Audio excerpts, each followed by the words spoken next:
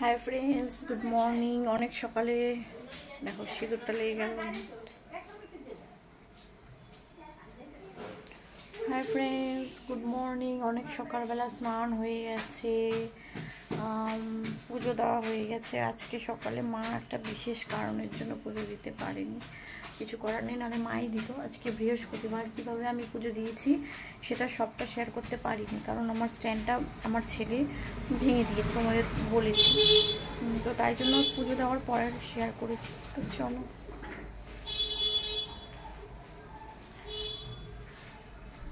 আর আমার না শাখাটা বেড়ে গেছে, তো সোনার শাখাটা তো সবসময় পরা যায় না, ক্ষয় হয়ে যাবে, কারণ সোনার যে দাম বেড়েছে।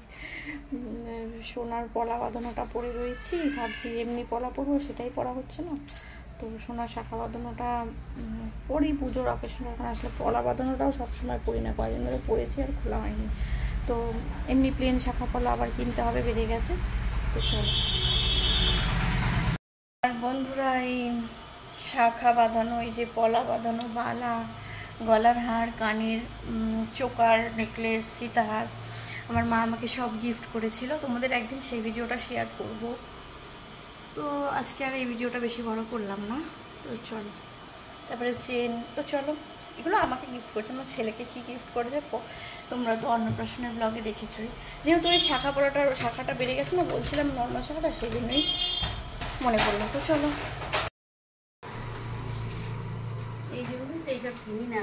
দেখো বন্ধুরা, আমার ছেলে পুজো দিচ্ছে, শিব ঠাকুর পুজো দেয়, আর গোপালের সাথে হিংসা করে, মারামারি করে। এই যে শিব ঠাকুরের সব ফুল পুজো দিচ্ছে, ওই চন্দন ঘষে দিচ্ছে। এই দেখো, এখনো পুজো দেওয়া কমপ্লিট হয়নি, দেবে তারপরে দেখো। এই দেখো, এই নতুন একটা মা কিনেছি ফ্লিপকার্ট থেকে মন্দিরের জন্য। ওই দেখো আমার ছেলের কাণ্ড। মা কিনেছে ঘরের ঠাকুরদের জন্য, ঘরের ঠাকুরদের জিনিস রাখার জন্য। কত টাকা দিয়ে কিনেছে মা জানি না। আজকে থার্সডে, আজকে বৃহস্পতিবার, আজকে থার্সডে। এই দেখো, গোপাল মুকুট পরেছে, ময়ূরের পালক তো মাথায় থাকেই আমাদের ভগবানের। আর একটা ময়ূরের পালক ওই ছোট গোপালটার। গোপাল আজকে পদ্ম ফুল, তুলসী পাতা, এইটা পাহাড়ি ফুল একটা, আর হলুদ ফুল আর সাদা ফুল দিয়ে সেজেছে। মা কালকে গোপালকে এই মাকড়ি কানেরটা পরিয়েছিল, আর রূপোর চেন পরেছে, আর এই লাল জামাটা পরেছে। আর গোপালের আজকে ভোগ নিবেদন করা হয়ে গেছে। তো ভোগ নিবেদনে কি দিয়েছিলাম দেখো, জল, গাছের মৌসম্বি লেবু, আর একটা ক্ষীরের নাড়ু। অনেকক্ষণ আগে পুজো দেওয়া হয়ে গেছে। এই জায়গাটা প্রসাদটা তুলে এখানটায় মুছে দেব। আর এদিকে ধূপকাঠি প্রদীপ জ্বলছিল, কর্পূর নিভে গেছে। সব ঠাকুরদেরই হচ্ছে লেবু দেওয়া হয়েছে। আজকে বৃহস্পতিবার, আমার মা লক্ষ্মী তেল সিঁদুর মাথায় পড়েছে, কপালে পড়েছে, পায়ে একটা পদ্ম ফুল দিয়েছি গাছের।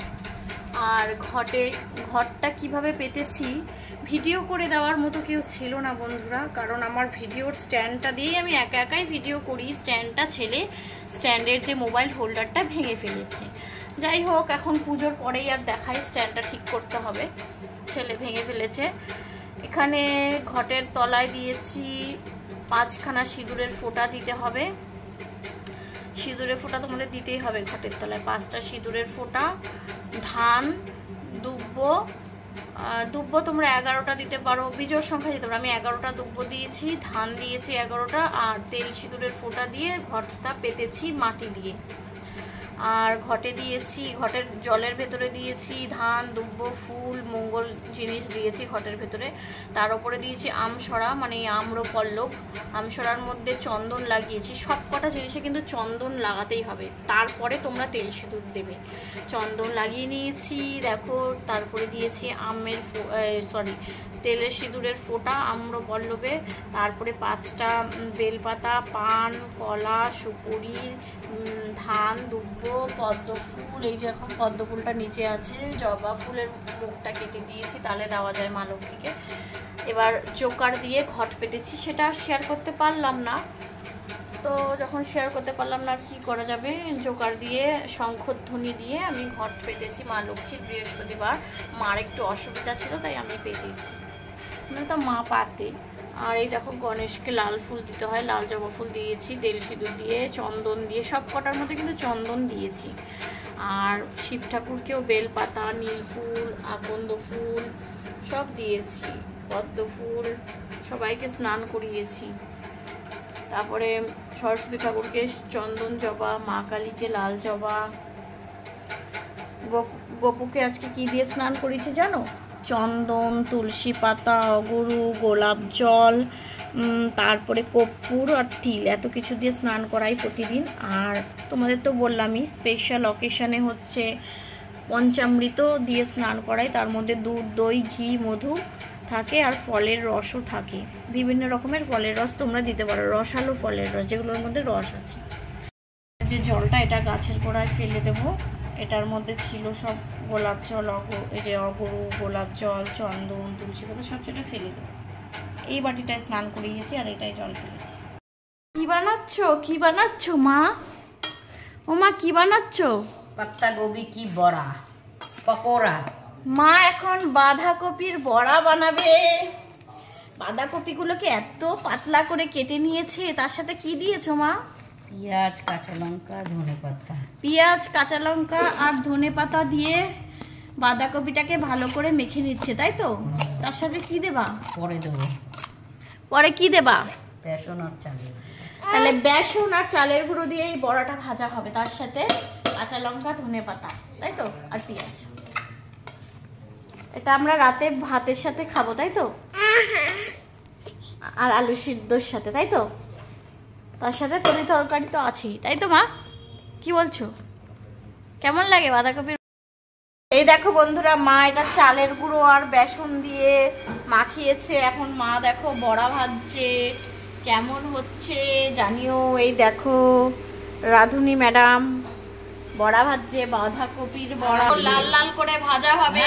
কেমন হচ্ছে কমেন্টের মধ্যে জানিও। কিনারে আছে আলু সিদ্ধ মাখা, গুঁড়ো মাছের তরকারি, কষা কষা, লাউ মাছ শাকের ঝোল ছিল, খেয়েছে। বাঁধাকপির বড়া অর্ধেক ভাজা হচ্ছে, অর্ধেক হচ্ছে।